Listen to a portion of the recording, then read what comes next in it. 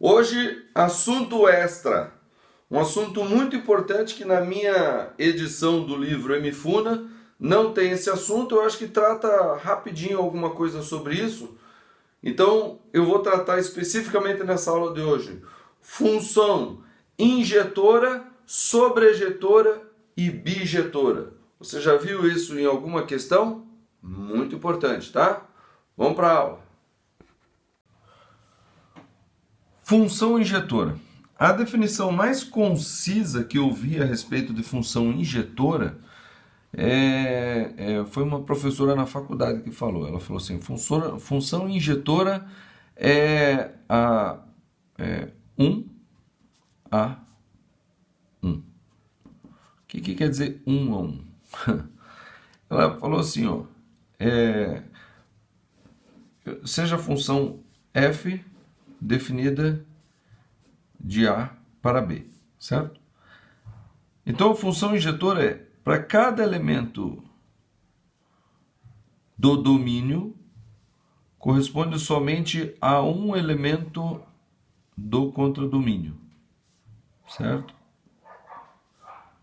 Aí você fala assim. Mas essa é a definição de função.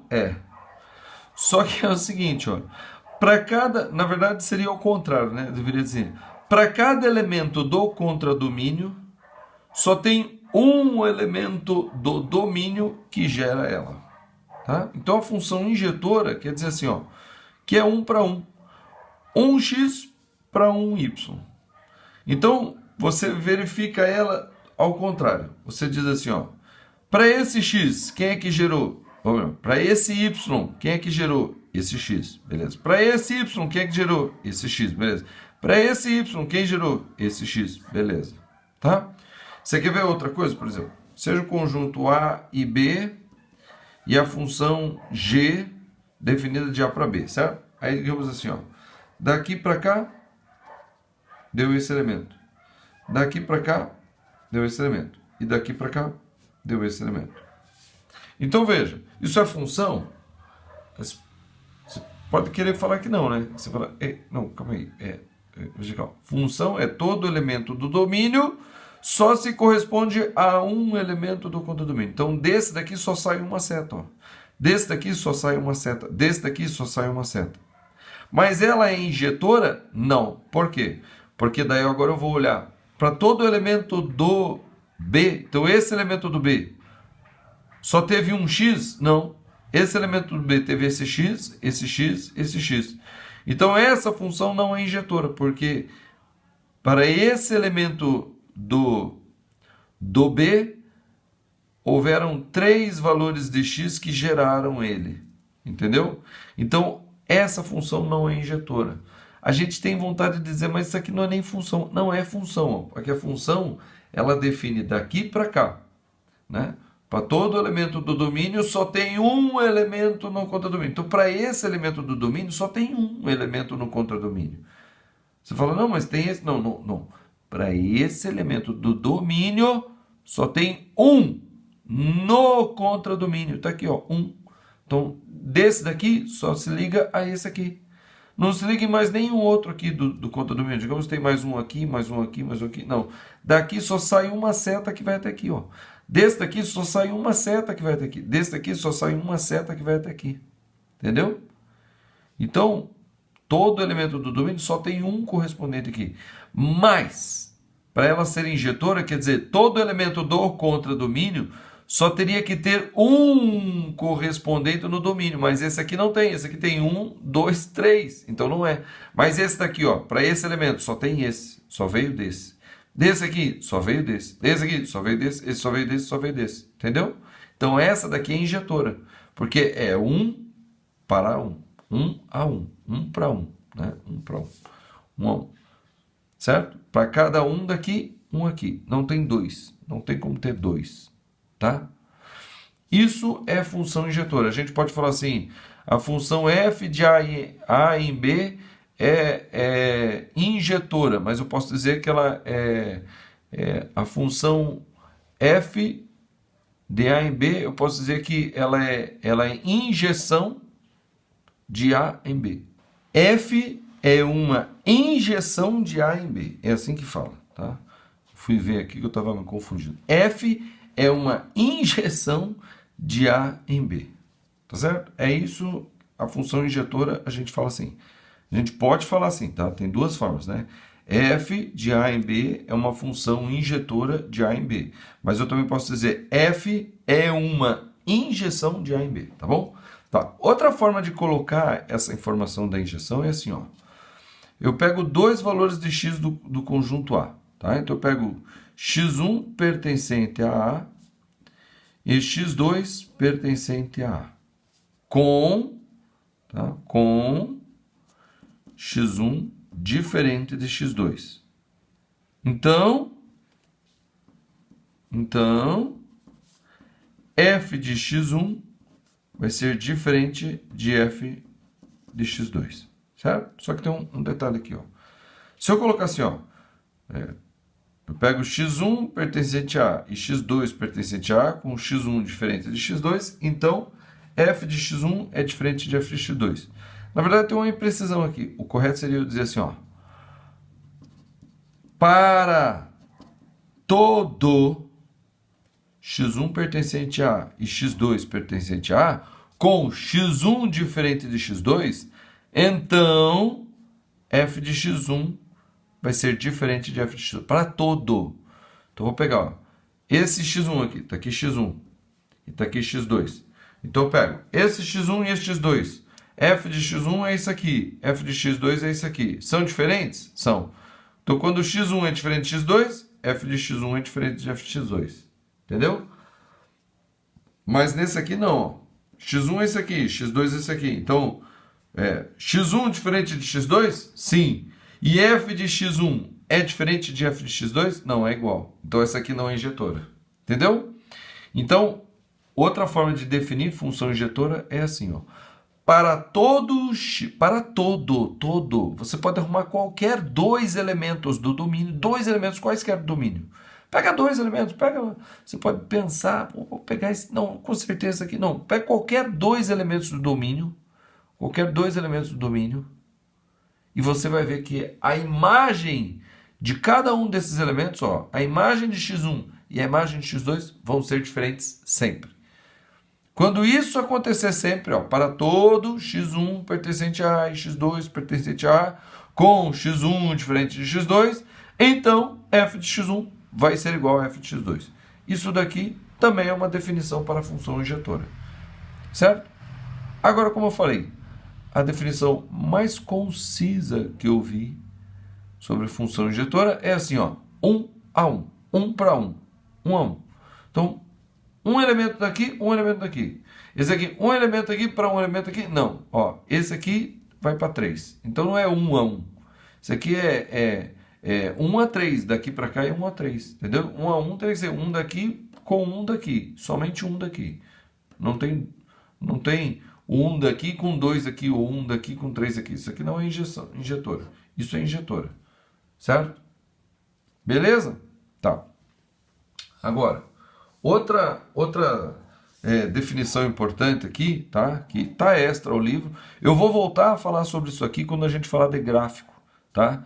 Porque depois que eu percebi, na verdade, né, que eu colocar esse assunto aqui agora, ele fica um pouquinho incompleto, porque a gente vai falar assim, né, diagrama de Venn, mas como ainda não falei do plano cartesiano, não falei de gráfico, vai ficar meio difícil enxergar isso aqui no gráfico. Mas quando eu voltar no gráfico, a gente vai ver isso aqui de novo. Então você já fica ligado, tá?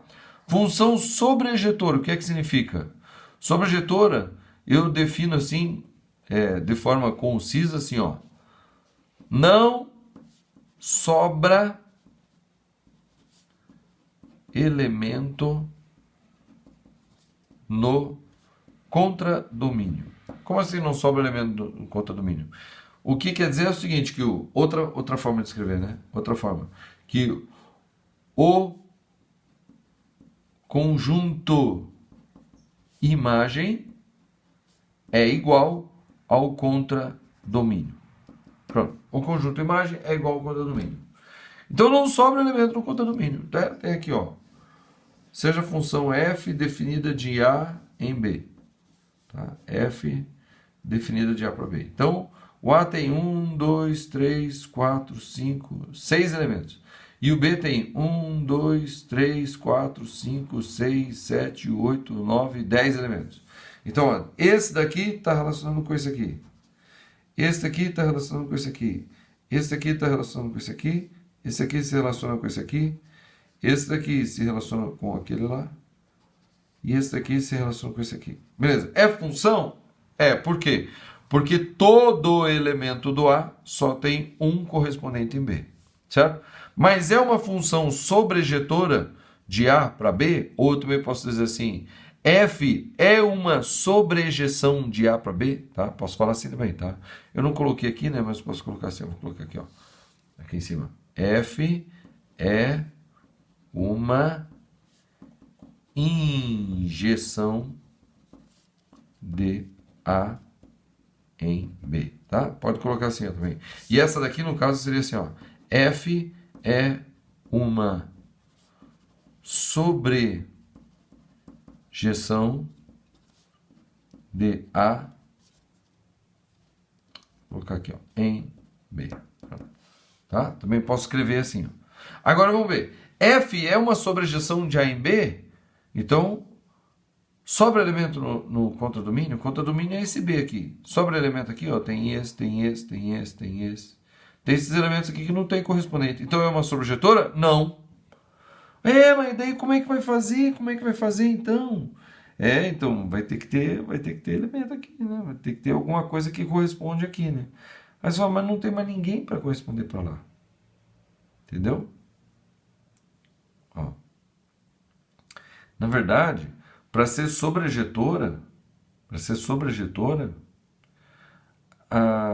o contradomínio tem que ter menos elemento do que o domínio. Por quê? Olha só, porque todo elemento do domínio só pode ter um correspondente. Então aqui, digamos, aqui tem 6 elementos, ó. Aqui tem 6, tem 10 elementos. Então, como cada um aqui só pode ter um correspondente, de cada um daqui só pode sair uma seta, vai faltar elementos para se corresponder a esses aqui de trás. Tá? Então, o que eu teria que fazer? Eu teria que arrumar mais elementos aqui. Ó. Então, esse daqui naquele lá. Esse daqui naquele lá. Esse daqui naquele lá. E esse daqui naquele lá. Bom, ficou alguém sem aqui? Não. Agora sim virou uma sobrejetora. Aí você fala, mas e se tiver mais elementos aqui? Daí pode ser, ó, daqui, nesse daqui, ó, outro elemento aqui, esse aqui, daqui, nesse daqui, pronto, esse daqui, outro elemento aqui, ó, daqui, nesse daqui, tá? Ó, outro elemento aqui, ó, daqui, nesse daqui, tá vendo? Então, cada elemento daqui só tem um correspondente lá, certo? E aqui, tem algum elemento sem correspondente? Não. Todos os elementos aqui têm correspondente lá, entendeu? Então, essa daqui eu posso dizer que F é uma sobrejeção de A em B. Ou seja, a função F é uma função sobrejetora. Trocando em miúdo, é isso aqui, ó. Não sobra elemento no contradomínio. Ou o conjunto imagem é igual ao contradomínio. Certo? Outra forma de definir, né? Outra forma de definir sobrejeção é eu dizer assim, ó. Para todo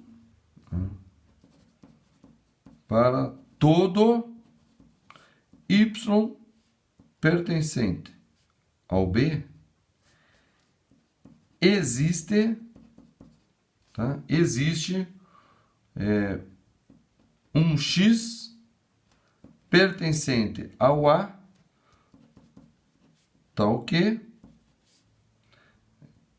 f de A de x é igual àquele y. Tá? Ou seja, para todo y aqui, existe um x aqui que a imagem desse x vai ser o y. Tá? Ou, para todo y aqui, vai ter um x no domínio que esse y vai ser a imagem dele. tá? Então, todo elemento do contradomínio é imagem de algum elemento no domínio. É assim que a gente define, tá? Sobrejetora, função sobrejetora. No gráfico, depois a gente vai ver isso aqui, vocês vão entender bem o que é sobrejetora. No gráfico fica mais fácil, tá? Ó, eu posso forçar que uma função ela seja sobrejetora. Basta eu fazer o quê? Eu dizer que o contradomínio é outra, o contradomínio é um conjunto só, tá? Por exemplo, assim, eu falo assim que né, no caso daquele da carta lá, né? Da carta. Não vai ser qualquer preço, né?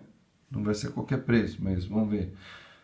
Eu pego e restringo meu contradomínio. Eu não digo que o contradomínio é o conjunto dos números reais. Eu digo, por exemplo, que o contradomínio é o conjunto dos números inteiros.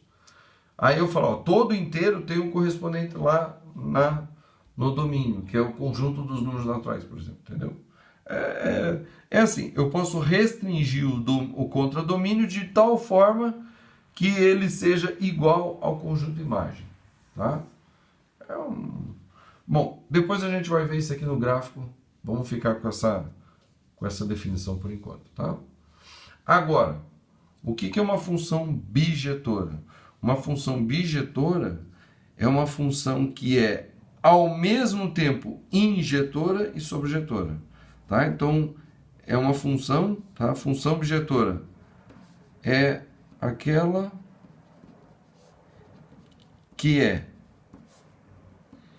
injetora e sobrejetora ao mesmo tempo.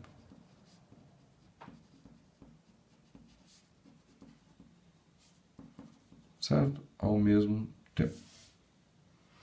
Isso que é uma função bijetora. E eu posso dizer também que f é uma bijeção de A em B. Tá certo? Bom, para que exista alguns tipos de função, tá? A função tenha que ser, por exemplo, bijetora, né? Por exemplo, para que exista a inversa, que a gente vai ver em outra semana, né? Eu acho que semana que vem já, deixa eu ver. Não, daqui a 2 semanas, lá no dia 23 de março, tá? Daqui a 2 semanas, não na aula que vem, mas na outra, porque a aula que vem nós vamos falar de gráfico.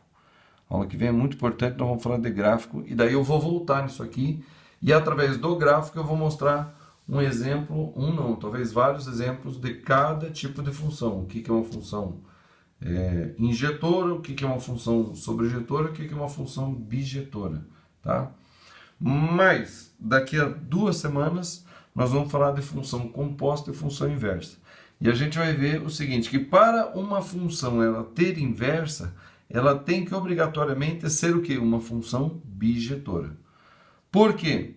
Porque todo elemento do A vai ter que ter um correspondente no B. E todo elemento do B só vai poder ter um correspondente no A. Certo? E todo elemento de B vai ter que ter um correspondente em A. Tá? Vai ter que ter um correspondente em A. Por quê? Porque não pode sobrar em B. Porque a função inversa, adiantando já o assunto, né? Função inversa diz o quê? Que a função ela não pode ter elemento no domínio que não tenha correspondente no contradomínio, certo? Na inversa, o contradomínio vira domínio. Então, todo elemento do contradomínio vai ter que ter um correspondente no domínio, tá? Então, isso obriga ela a ser sobrejetora. E a função, ela diz o seguinte, que todo elemento do domínio só tem um correspondente no contradomínio. E na inversa, como o contradomínio vira domínio, então todo elemento do contradomínio só pode ter um elemento lá no domínio lá, entendeu? E daí isso daqui obriga que a função inversa seja bijetora, que a função inversa seja injetora, 1 para 1, e que ela seja sobrejetora, ou seja, não sobra elementos no contradomínio, certo? Se acontecer essas duas coisas, ela também é uma função bijetora, tá? Ó, se eu for representar aqui em diagrama de Venn, vai ser assim, ó, conjunto A, conjunto B, e a função f aqui. Então, um elemento aqui, um elemento aqui, um elemento aqui, um elemento aqui, um elemento aqui, um elemento aqui, um elemento aqui, um elemento aqui. Certo? Então, vai ser 1 para 1 e aqui não sobra elementos. Ou seja, para que a função seja bijetora, o número de elementos do conjunto A vai ter que ser igual ao número de elementos do conjunto B. Olha só que pira, hein?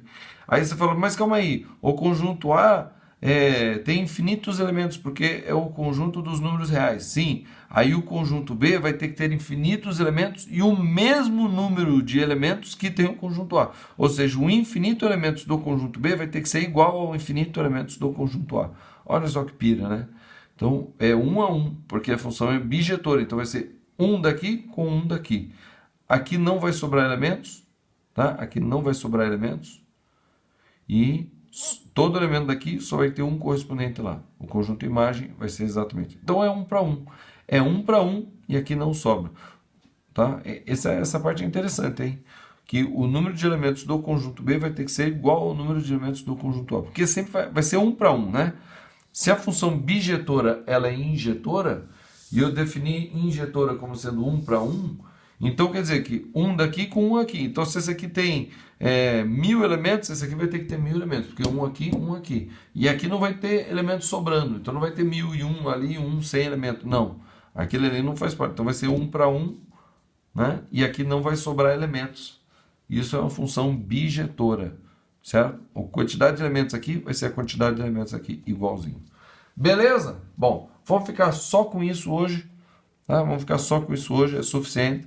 Grave essas informações, grave o diagrama de Venn para você entender. Tá? Ó, essa aqui podia sobrar um elemento aqui, ó, sobrar um elemento aqui, ó, sobrar um elemento aqui. Ó. Pronto, isso aqui é injetora.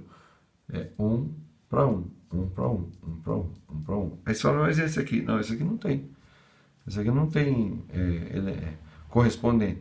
Mas é 1 para 1, não, vejam. Um x com um y. Não tem nenhum y daqui que tenha 2 lá. Não. Com todo y aqui só tem um lá. Todo x daqui só tem um aqui. Ah, mas aqui tem uns elementos que não tem. Sem problema, não tem problema nenhum. Pode ter. Mas todo elemento que tem correspondente é só um daqui com um de lá. Não tem um daqui com um de lá. Tá? Ou um daqui com 2 de lá. Não tem. Que a função permite isso, mas na injetora, não. Tá? Então, ela não é injetora. Ah, é claro que tem funções que não são injetoras e não são sobrejetoras.